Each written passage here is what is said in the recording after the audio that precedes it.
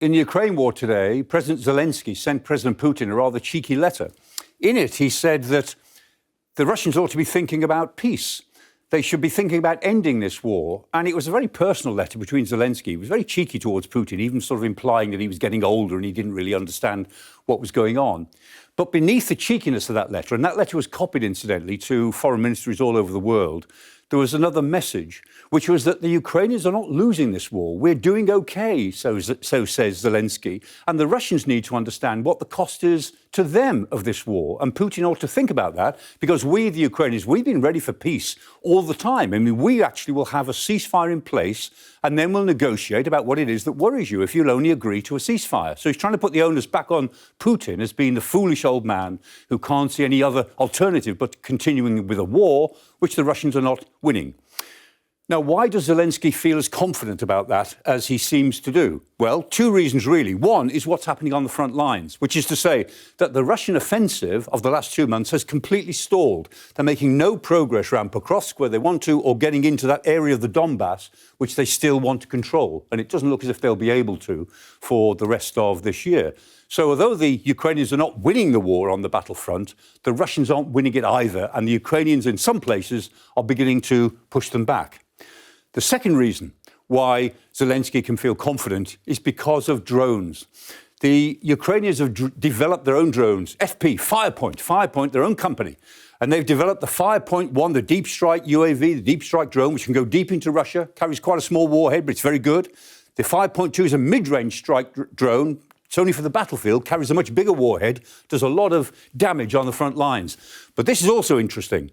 The FP5, the Flamingo, the cruise missile, it's not a drone, it's a missile. It looks like a V1 from the Second World War. It was called Flamingo because the first time they cast the body of it, something went wrong in the metallurgy and it all came out pink. So they all laughed and called it the Flamingo.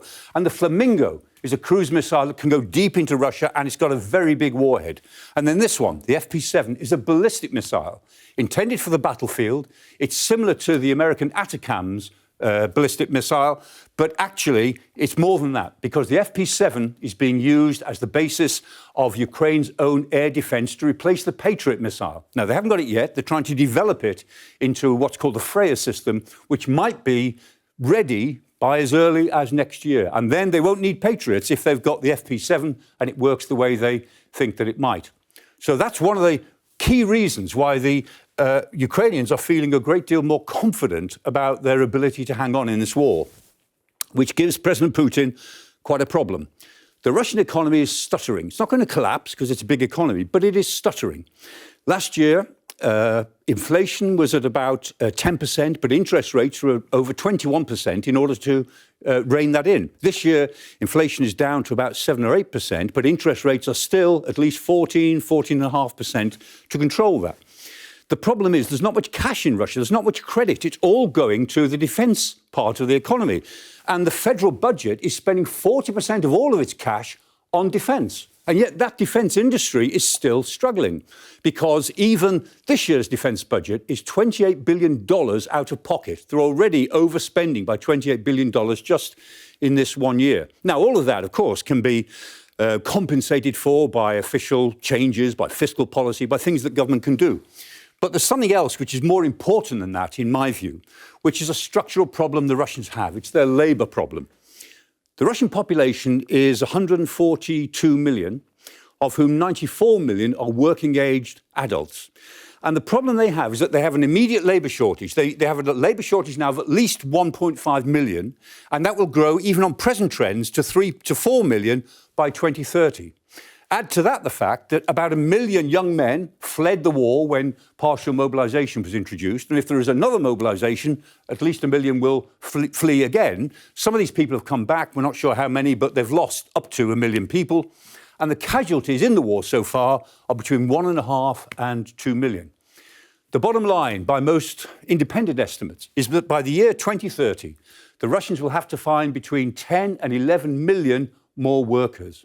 And if the war goes on, who's to say how big that figure may be in another 3 or 4 years? Which brings us back to President Zelensky's letter to President Putin. because the subtext of that letter was also that we Ukrainians, we are fighting for our lives.